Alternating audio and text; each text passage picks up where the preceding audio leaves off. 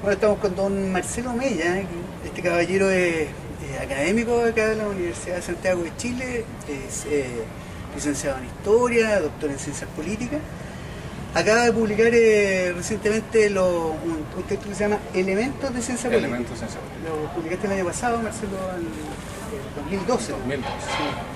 Sí. Y también había compilado, el compilador de este texto que se llama Extraños en la Noche, que es un trabajo que indaga sobre los intelectuales y los usos políticos del conocimiento durante la transición chilena. Quisimos juntarnos con Marcelo a que nos ayude a mirar la coyuntura política y mirarla desde el mundo del trabajo, que es lo que a nosotros nos interesa, a Fiel le interesa. Marcelo, te queríamos preguntar cómo esta paradoja que en un momento de desafección de la política esté pasando de todo en política. ¿Cómo se explica eso? Bueno, es bien interesante porque por una parte nosotros tenemos hace muy pocos años atrás, unos 4 o 5 años, este discurso que los jóvenes particularmente no estaban ni ahí con los asuntos públicos y de pronto, hasta el 2006, nos damos cuenta que eso no es tan así y que lo que está hoy día en discusión más bien es la credibilidad o la legitimidad de los actores políticos e institucionales. Entonces, la constatación, creo yo, que podemos compartir es que del 2006 hasta esta fecha, lo que se ha descubierto es el profundo vacío de legitimidad, la profunda crisis de representación en la que estamos nosotros haciendo política institucional. Y eso afecta la labor de los parlamentarios, afecta la credibilidad de los partidos políticos, afecta también la adhesión y la legitimidad del gobierno. Entonces, en muy pocos años nosotros hemos pasado a ser, desde un caso de transición muy exitosa a nivel latinoamericano, a ser un caso fallido de democratización. Eso es un proceso bien interesante, ¿eh? Cuando tú vas a los foros internacionales, a las reuniones académicas, hasta hace 5 años atrás Chile era el ejemplo de lo que había que hacer en materia de transición desde el autoritarismo. Era el caso modelo. Y hoy día somos un caso problema, no tanto como Estado fallido, pero sí un caso muy problemático de democratización. Oye, y en este contexto que se abre, tú le veis posibilidades a los movimientos sociales, digamos, a los estudiantes, al mundo del trabajo, para que puedan hacer escuchar sus voces, o esta es una situación particular donde hay un malestar que se está expresando y nada más que eso. Yo diría un poco todas las anteriores, porque si bien es cierto, nosotros estamos hoy día, desde el 2006 hasta ahora, en lo que nosotros llamamos coyuntura crítica, ¿no? Un momento que establece particulares oportunidades, creo yo, para la acción colectiva y para obtener resultados de la acción colectiva, ¿no? Yo creo que desde hace mucho tiempo, los últimos 4 o 5 años, nos demuestran de que es posible hacer política desde el movimiento social, desde la sociedad civil, desde la calle. Y que no es la única manera de hacer política, la política parlamentaria, la política de los partidos. Yo creo que todo eso estamos dispuestos a aceptarlo hoy día, pero también es cierto que estos procesos son procesos súper complejos, donde no es posible que un actor tenga el control del proceso, ni siquiera un grupo de actores tiene el control del proceso. O sea, el desenlace de esta coyuntura es súper incierta, y lo que uno puede aventurar es que probablemente hayan dos estrategias en pugna. Por una parte, la estrategia del movimiento social o de los distintos actores del movimiento social en términos de generar condiciones políticas para grandes reformas estructurales que el país requiere. Y por otra parte, la estrategia adaptativa de la élite, de los actores que han estado en los últimos 20 años por mantener el status quo a nivel institucional y de políticas públicas, pero que hoy día entienden que también hay una ventana de oportunidad para adaptarse a nuevas circunstancias. Quien logre liderar los cambios depende de múltiples factores, ¿no? Entre otras cosas, yo creo que un factor muy importante es la capacidad de los distintos actores que forman parte del movimiento social hoy día en Chile, la palabra es un poco fea, pero de madurar un poco la experiencia de los últimos años en términos de tomar buenas decisiones, pensando en que la acción desde la sociedad civil, que la acción colectiva, la acción de los movimientos sociales no debe negar la dimensión institucional de la política, porque finalmente los grandes cambios estructurales se resuelven en el espacio institucional. Ahora, es curioso lo que decís porque por un lado tú dices, bueno, hay que estar presente a la institucionalidad y a colgarla, Pero por otro lado hay una exigencia también de transformar esta institucionalidad que parece ser una cárcel. Entonces, los intentos por modificar la Constitución tienen que ver con que esta es una institucionalidad que ya no da al ancho.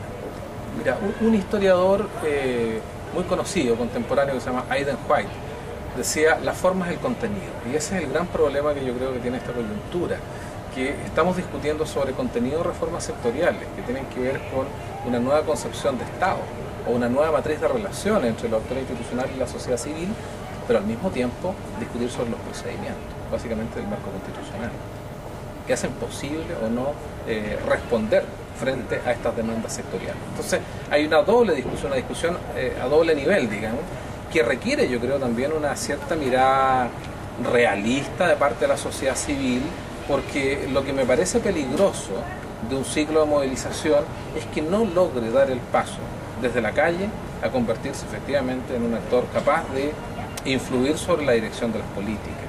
Y eso exige, yo creo, una mirada un poco más pragmática, entender la distinción del momento propiamente de movilización respecto del momento en el cual el movimiento social se transforma en un actor político real, con capacidad de influencia y de direccionar política.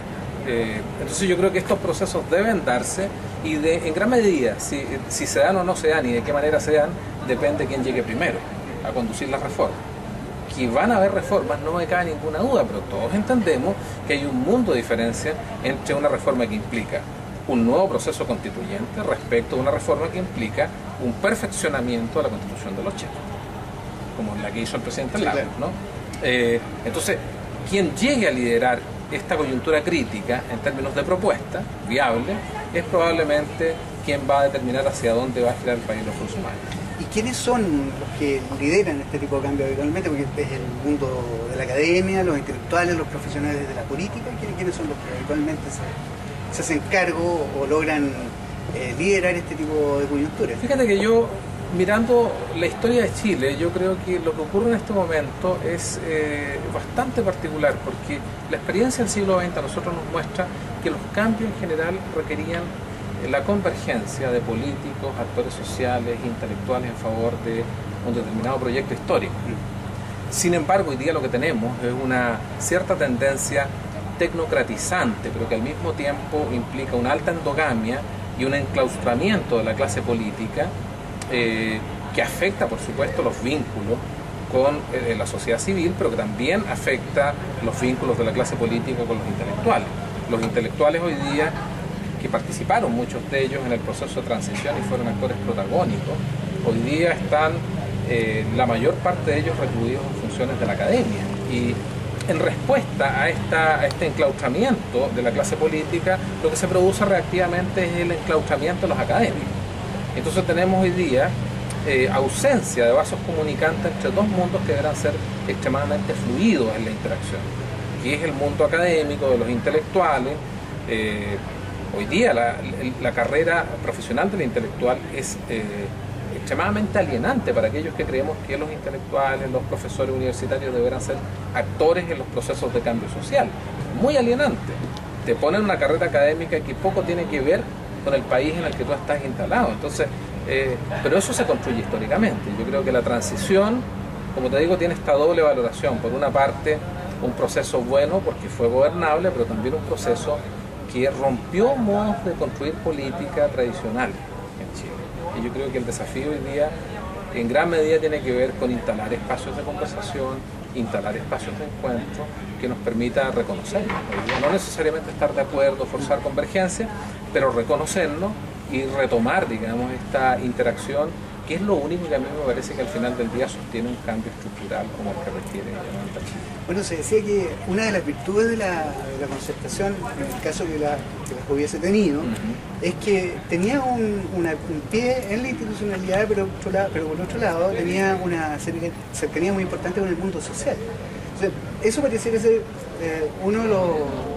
el salir de ese equilibrio, pareciera ser una de las cuestiones que la ha hecho también tambalear. Hoy día pareciera que la apuesta está en poder reencontrarse con el lugar que pareciera aquel lugar de donde viene. Yo creo que sí, yo creo que en parte es lo que tú dices, pero también creo que hay un proceso muy complejo, no es fácil de entender cómo una coalición, un conglomerado político que se articula movilizando actores de la sociedad civil a fines de la década del 80, llegado a la coyuntura del año, la coyuntura electoral, de la primera elección que lleva al poder al presidente Elwin, termina siendo una coalición estrictamente de partidos. Ahí hay un cambio que genera, creo yo, una tendencia que se expresa fuertemente después de los años 2000, después del gobierno del presidente Lagos, donde efectivamente la concertación se transforma efectivamente en una coalición de partidos con vínculos cada vez más débiles con el mundo social. Oye, Marcelo, a propósito de eso, dicen que estamos en un proceso de constitución de una nueva mayoría. Esa nueva mayoría que estaría constituyéndose, ¿tú cómo la ves? ¿Qué bordes tiene? ¿Tiene alguna fisonomía que uno pudiera ver contrariada hoy día? ¿Es una nueva mayoría estrictamente instrumental? ¿Va a ganar las elecciones y regular las elecciones para un sector de la política chilena? Puede ser y puede no ser, porque en primer lugar una primera entrada al tema de la nueva mayoría implica que uno entienda la nueva mayoría como una nueva mayoría electoral, que se expresa electoralmente, ¿sí?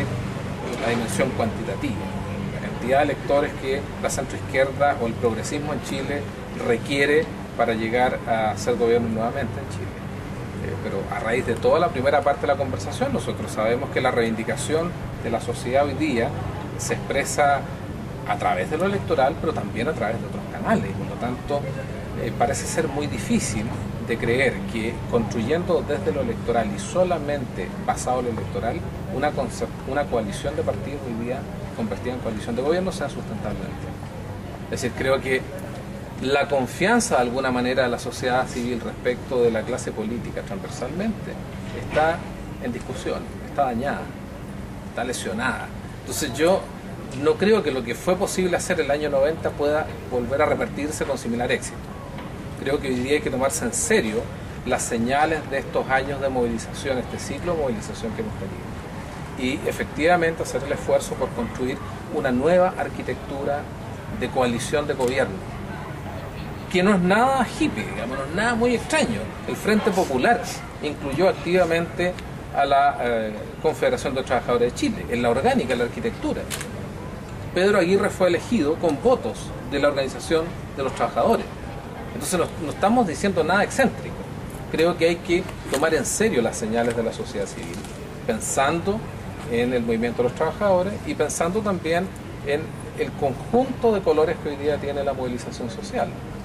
Hoy día hay movimientos de trabajadores, pero hay movimiento estudiantes, hay reivindicaciones sectoriales que son extremadamente potentes, que yo dificulto que un diputado o un senador vaya a vivir tan tranquilo como sí se vivió en la década del 90, con el nivel de activación que tienen esas demandas que son sectoriales, pero que son muy potentes.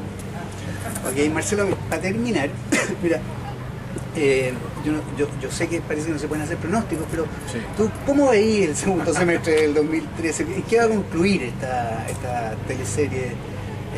¿Para dónde hay que mirar con mayor atención? ¿Qué es lo que vamos a ver hacia el final del año? Yo creo que vamos a ver si la concertación de partidos por la democracia es capaz de alinear discursos y acciones. Vamos a ver esa tensión, ¿no?, entre modos de hacer tradicional, que fueron exitosos, pues si uno mira la historia de la concertación, 20 años en el gobierno, nadie podría decir que no fueron años exitosos para una coalición. Modos de hacer tradicional versus innovación política. Yo creo que ahí hay una tensión dentro de la concertación, que es una tensión generacional, que es una tensión también con expresión ideológica, que va a ser muy fuerte, que tiene que ver con el tipo de liderazgo que finalmente termine teniendo el candidato que resulta electo de la primaria. Y por el lado de la derecha, por cierto, que es totalmente decisivo si resulta elegido en la primaria Alamán y Longueira. Creo que estamos hablando de dos derechas muy distintas. Por cierto, en el caso de que salga elegido Longueira, tenemos una derecha con mayor potencial de movilización territorial.